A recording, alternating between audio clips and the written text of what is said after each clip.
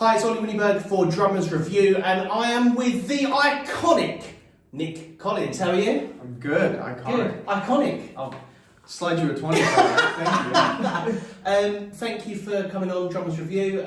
Super excited to have you here. I would love to start this interview as ever with a cheeky game where you've got to just choose one of the two things you prefer. Okay. You know this game. You've done it a couple of times. Yeah.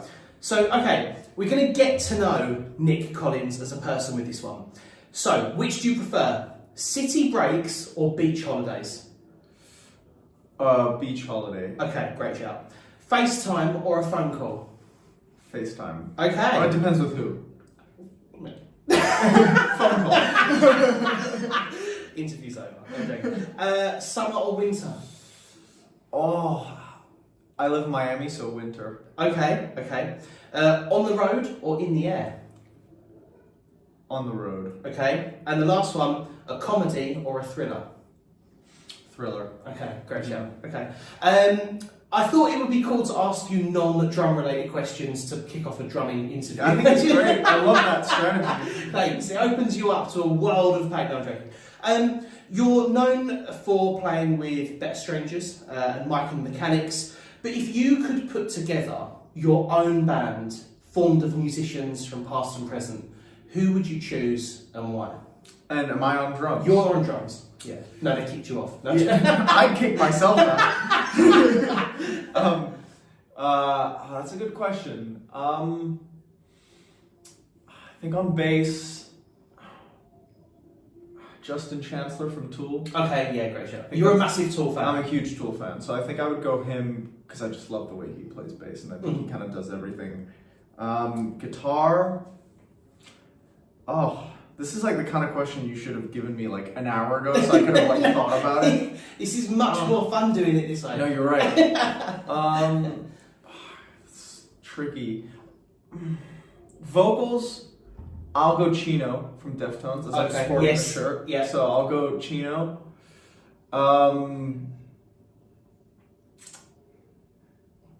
On keyboards, I'd go Tony Banks. Oh, okay. Who I've been able to play with. Yes. Which is, and I'm a huge fan, obviously, of his playing and stuff. So that's not me being biased. And then guitar, I'd go Jimmy Page. Oh, okay. Great job. Okay. I was going through a couple, but I think Jimmy Page as a writer and as just like a riff maker, he's one of the best of all time. Yes. Actually, all you guys together, that would actually sound really cool. I'd quite like to hear that. I'd be down.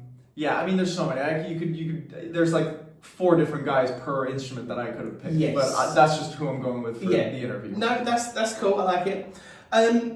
You're only in your 20s, and you have done so much in the world of music and in the world of drums.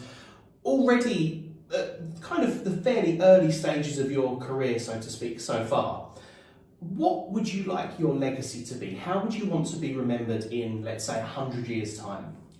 That's a great question. I don't know. You know what I mean? Like, I think it changes depending on what you're doing, what the situation is. I think, obviously, like, big picture, I would love to make an impact, like, in a band as, like, a writer with my mates, and to make music that is meaningful to people that they can either relate to or they find inspiring. Yes. But I think that, you can get into the nitty-gritty of what specifics, but I think the main thing is you want to inspire people in some way, whether that's a kid picking up the drumsticks, whether that's somebody who just wants to play music in general, doesn't have to be drums. Like, if you can somewhat inspire them in some way, I think that's the best thing you can do, I guess, as an artist or as a musician or, whatever it is, somewhat if you're somebody in the entertainment industry, I think, that just wanting to inspire people, I think that's probably what ends up being the best version of the legacy. Now, how that happens, I don't know. Yes. You're going to have to ask some people. I'm sure you know a few people that are living icons that you might be able to ask, and,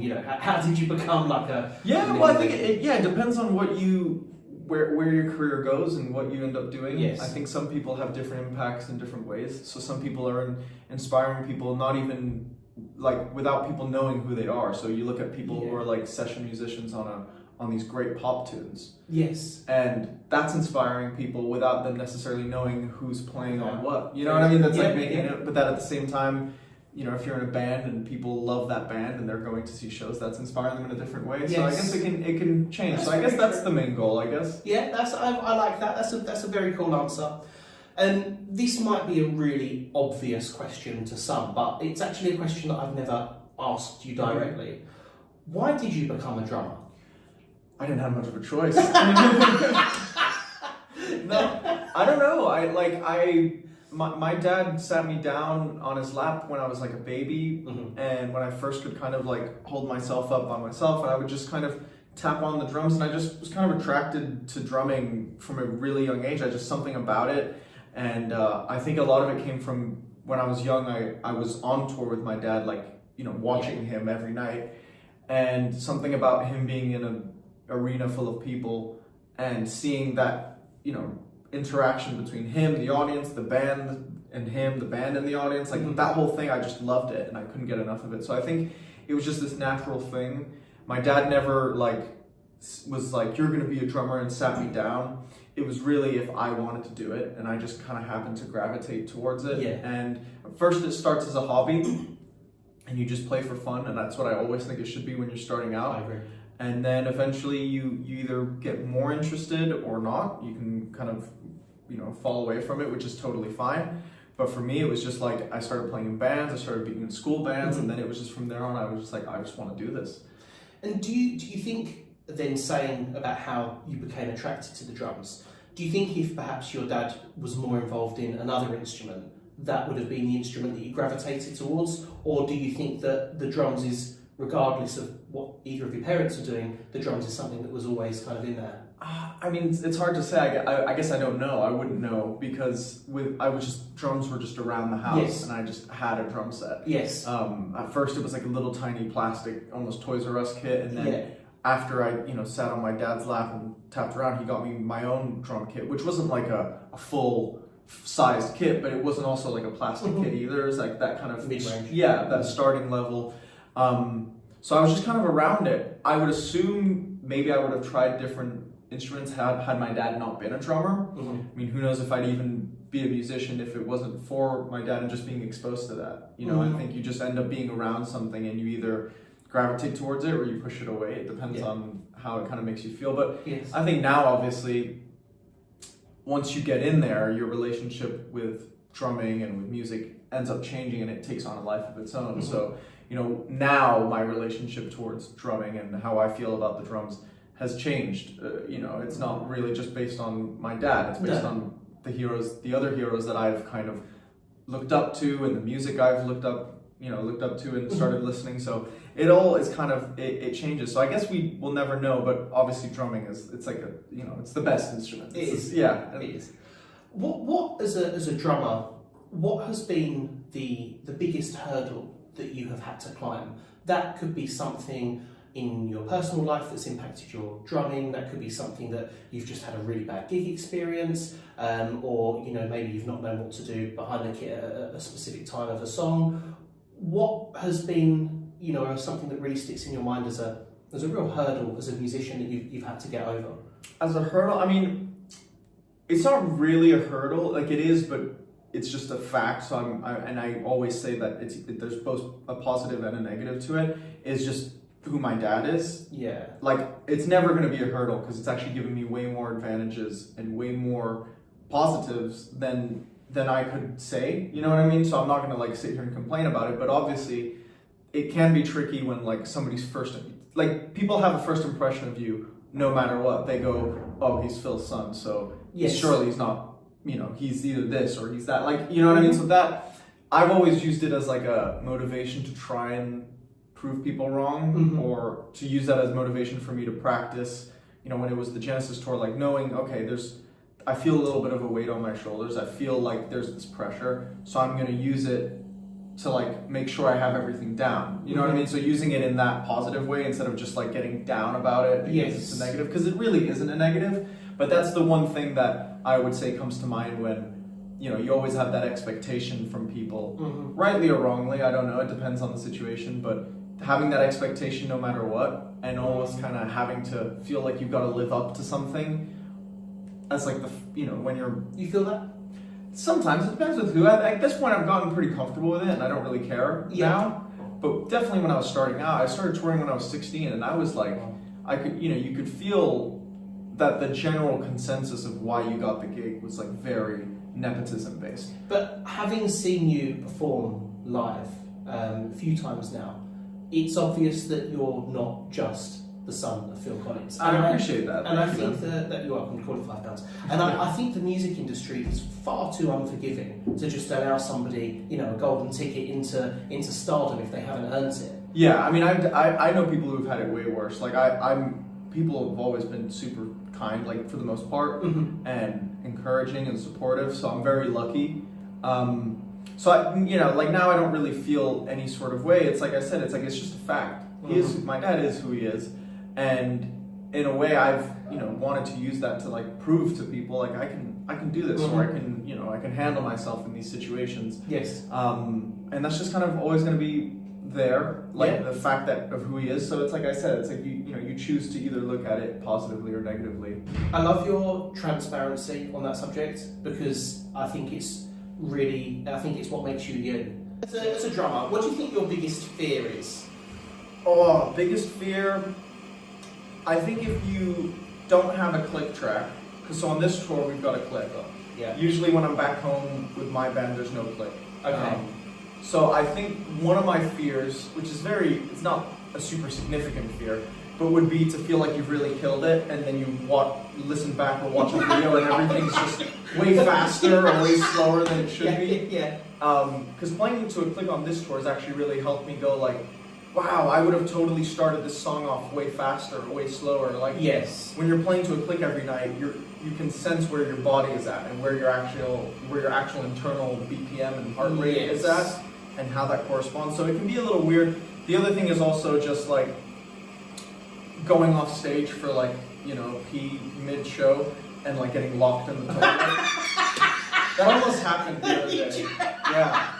It almost happened on the song I Can't Dance that we do on this tour. Yes. I go off to go have a pee like every night. Like it has to happen. It's like I think now I've like become like programmed where as soon as I hear that drum machine, my body goes, time for a pee. Like, so I go, and I couldn't get out of the room. I couldn't get out of the bathroom.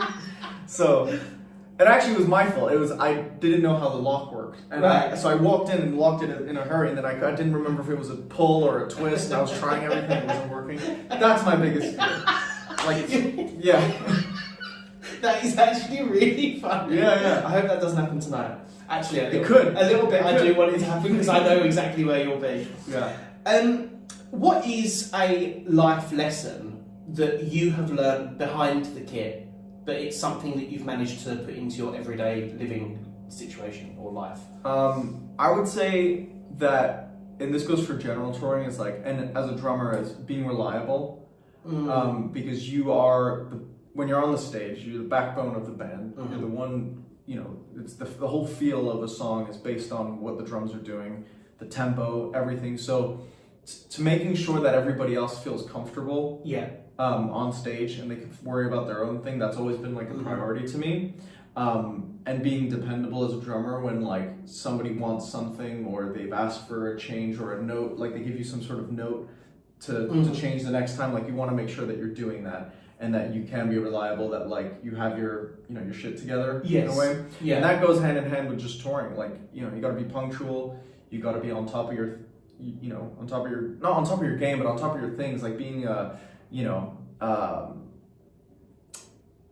know what you mean. Yeah, you're just being reliable, approachable. Yeah, well, not so much even like approachable. That's obviously being great, but I just mean more like being responsible and being professional and showing up and just like doing your job to the best of your ability, I guess. Okay. and intertwining that answer with my next question would be, what would your advice be for an aspiring drummer, to somebody watching this or listening to this at home and thinking, I would love to be touring the world. I'd love to be, playing drums for a living. Yeah, I mean, obviously, practice is the if we're talking on a technical level, it's just practicing with the metronome, making sure your timing's good, because that's what pays the bills and that's what gets you gigs. Nobody's really getting gigs because they can do a lot of chops. Yeah, that's great, and I love chops, but at the end of the day, like the things that a band is looking for in a drummer is, good time, good feel. So I would say that. But then as far as like just overall as a musician, it's kind of where I was getting at. It's be responsible, be reliable, be on top of your stuff, be prepared, do your homework when you're doing for a tour. Like, don't kind of show up unprepared, and just kind of be a professional and kind of try and develop some sort of people skills where you can be approachable, but also you can look at things from a different perspective when you're in a situation. Yeah. That's something that like touring with other people and kind of working for other people because they're the boss. Yeah. That's helped to be like you're there to do a job and you're there to do what they've asked. So even sometimes if you don't agree with it, you can speak up or you can look at it from their perspective and like kind of, because also touring, you're just around people all the time and you don't want to be on tour and be miserable. Like, so you want to get along with everybody. You want to I think that's very important. Yeah, I absolutely agree. Who would be for you an underrated drummer or maybe even an unknown drummer that people should go and follow now or people should check out? I know exactly who it is. Who? Steve Judd. Okay. Carnival. Yeah. It's him. Okay. He's a huge deal to me. Like I exhausted those Carnival records because I just kept listening over and over again, and I love that band. And I know he didn't play on the first record, but even just whether it was live or on the other two records, like I think his drumming, as far as like progressive music and not metal because it's not all metal, but like that just heavy progressive music, I think he's so underrated and nobody he's just never really in any conversation because they're not a super massive band, but to me that like they should be. They've I think most people who like that genre of music know who they are and kind of know that they're big deals in that genre. I think there's a couple of drummers making noise in that sort of arena, if you like. I think Chris Allison from Pliny he's great, he's unreal. And he's a lovely guy. Yes, he's very cool. I've never met Steve Judd, but Steve, like his playing and his part writing, that's what I love. Like when a drummer's making compositions, that's what's really great, and his feel is great. But yeah, Chris is unbelievable drummer as well. It's very in that similar kind of zone, in that feel, but also kind of has those metal chops, but they put it in a very tasteful way. Yeah. I think I couldn't agree more with that. Well, thank you so much for coming on. Absolutely, it has been an absolute pleasure, and I wish you all the luck in the world with the rest of your tour. And my last question is, can I have Phil Collins' credit card details? I should have written that one down. That joke's not going old. One time more. Thank you for coming on. Thanks for having me. Now let's go look at your kit. Yeah. I'm the kid, Nic Collins!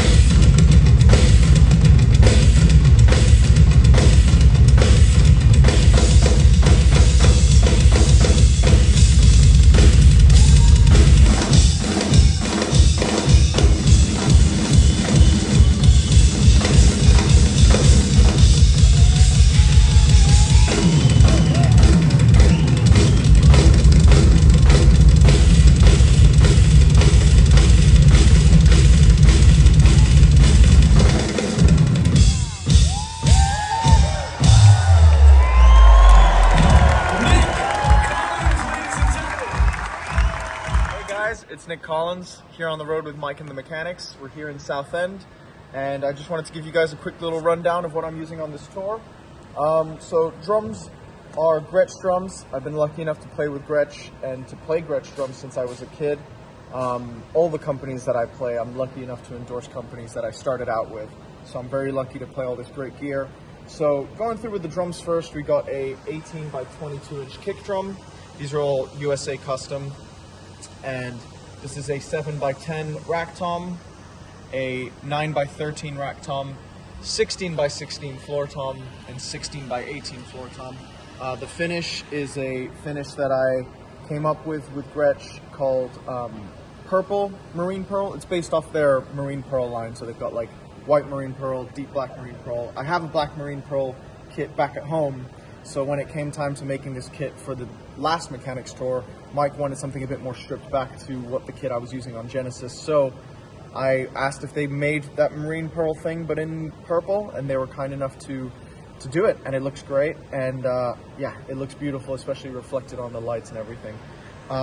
Then the snare drum is a 6.5 by 14 black nickel bell brass, which sounds unbelievable. I love brass snares, and this one also just looks great with that kind of black finish. So, you know, it cracks every night. While we're on drums, we might as well do the heads. So it's an Emperor X coated on the snare drum, and usually an Ambassador snare side on the bottom, clear. Then Emperors on the top for the rack toms. On the bottom, usually I'll do clear Ambassadors, but we've just still got the Gretsch Chromatone heads. Whatever the drum come with, you know, my tech, Phil Manchester, he does a great job of getting a great tone out of these drums no matter what. So it's been working for us, so we haven't changed the bottom. Power Stroke P4 on the kick drum with 2 impact patches as well. And then on the floor toms, it's clear Emperors on the top and clear pinstripes on the bottom.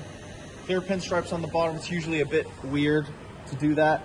I like it because it absorbs a lot of the overtones, and I don't like a lot of overtones on my floor toms. I love overtones on my rack toms and on my snare, but for kick and floor toms, I like just kind of a nice thud and some low end. So the pinstripes kind of seem to do that for me, which is great. Hardware is all DW, and the pedals I'm using DW 9000s and a double pedal there as well. They're just always my go-to pedals, to be honest. You know, they feel great, and they kind of, you know, work in any different context, whether I'm playing, you know, this gig, which is a bit more subdued and straight ahead kind of pop rock music, or even when I'm playing more intense prog or metal music, it works no matter what.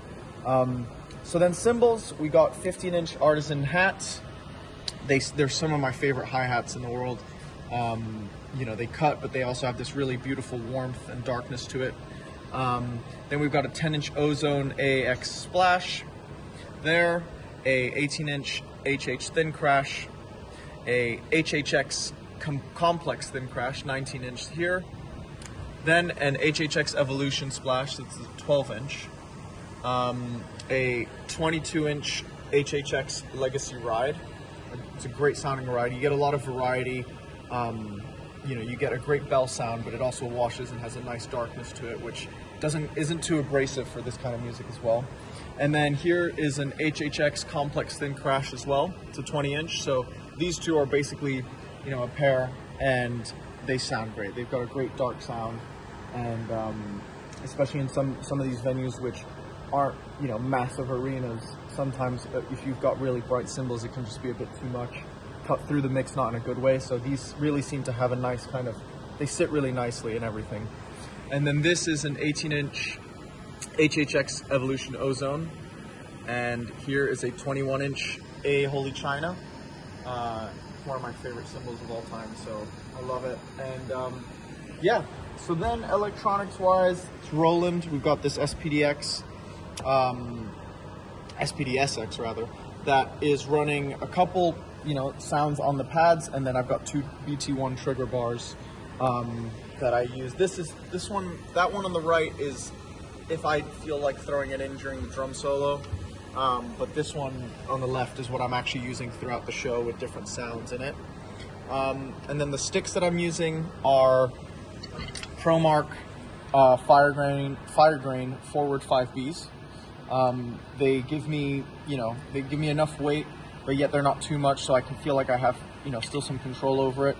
But I used to deal with some wrist issues, and, you know, starting to use a beefier stick that, you know, makes it so that you don't have to really put in that much force when you want to get a big sound out of the drum has really helped, and have completely gotten rid of all like wrist issues. So if you're dealing with that, I'd always recommend maybe trying out some heavier sticks. It sounds counterintuitive, but it works. Then a Porter and Davies drum throne, which, you know, I have that as well as this big sub, but, you know, this is really just a little bit to feel a little bit of impact. That is more for the actual full low end on the kit. And then I forgot to mention, behind in this rack we've got a Roland TM6 trigger unit, which runs the snare and the kick triggers, which is just for like sounds that we're triggering. Like, this isn't the kind of gig where we're really triggering any like double kick stuff, because there's none of that in this set. So it's just for like these Simmons sounds or a gated reverb sound depending on the song that we're using. And I think that's pretty much that. Yeah. So there you go. I don't know how to end this.